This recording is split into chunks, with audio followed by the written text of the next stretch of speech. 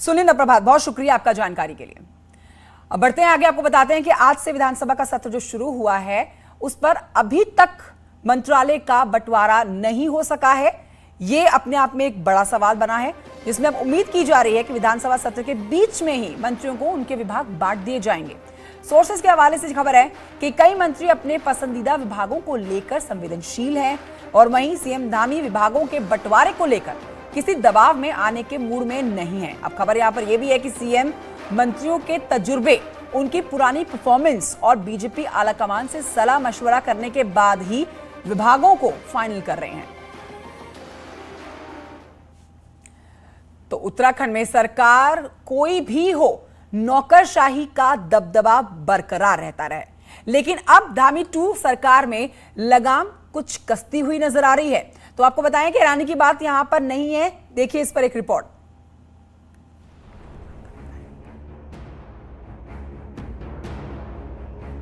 धामी 2 सरकार भले ही अभी पूरी तरह अपनी फॉर्म में नहीं आ पाई हो, लेकिन तेवर समझने वालों की समझ में जरूर आने लगे होंगे।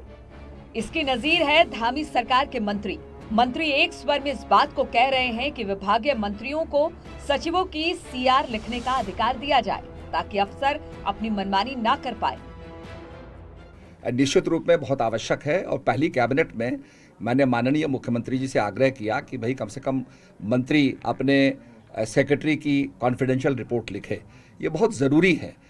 यहाँ पर ये प्रक्रिया पहले थी, माननीय तिवारी जी के समय में थी, अब प्रक्रिया वो रोक दी गई, फिर इसको बहाल करना होगा। मेरा खुद का भी यही मानना है कि जो अधिकारी आपके साथ काम कर रहा है उसकी एसीआर लिखने का अधिकार मंत्री का ही होना चाहिए और हमने ये बात ऑलरेडी माननीय मुख्यमंत्री जी के संज्ञान में डाली है। उम्मीद है कि बहुत जल्द आपको इसमें फैसला दिखेगा। मंत्री प्रेमचंद्र अग्रवाल का कहना है कि सरकार को जन अपेक्षाओं पर खरा उतरना है और इसके लिए अधिकारियों को काम तो करना ही पड़ेगा ताकि योजनाओं को धरातल पर उतारा जा सके। यदि उन्होंने कहा है तो स्वाभाविक रूप से बैठ के हम लोग बातचीत करेंगे, लेकिन ये बात तय है कि ब्यूरोक्रेसी को जो जैसा हम लोग बार बार हम भी कभी कभी महसूस करते थे, तो अधिकारियों को काम तो करना पड़ेगा। धामी सरकार के मंत्रियों के ये तेवर नौकरशाही को जरूर बेचैन कर सकते हैं। धामी 2 सरकार की पहली ही कैबिनेट में अफसरशाही पर चर्चा से संकेत मिल रहे हैं कि कॉर्पोरेट सेक्टर की तर्ज पर मंत्री, मैनेजर तो ब्यूरोक्रेट्स कर्मचारी की भूमिका में ही रहेंगे। न्यूज़ 18 के लिए देहरादून से सुनील नवप्रभात की रिपोर्ट। दूसरी तरफ आपको बताएं, मुस्लिम यूनिवर्सिटी बनाने का बयान देने वाले अकील अहमद पर कांग्रेस ने कड़ी कार्रवाई करते हुए पार्टी से उन्हें 6 साल के लिए निष्कासित कर दिया है। पार्टी ने अनुशासन तोड़ने के आरोप में कार्रवाई की है। अकील अहमद ने कहा है कि मैं उत्तराखंड में मुस्लिम यूनिवर्सिटी बनाकर दम लूंगा और अब उनके ऊपर सख्त कार्रवाई की गई है। 6 साल के लिए उनको निष्कासित कर दिया गया है। कड़ा एक्शन लिया गया है अकील अहमद के ऊपर। ये तस्वीरें उसी दौरान की आप देख रहे हैं जब उन्होंने ये विवादित बयान दिया। उन्होंने कहा था कि मैं उत्तराखंड में मुस्लिम यूनिवर्सिटी बनाकर दम लूंगा।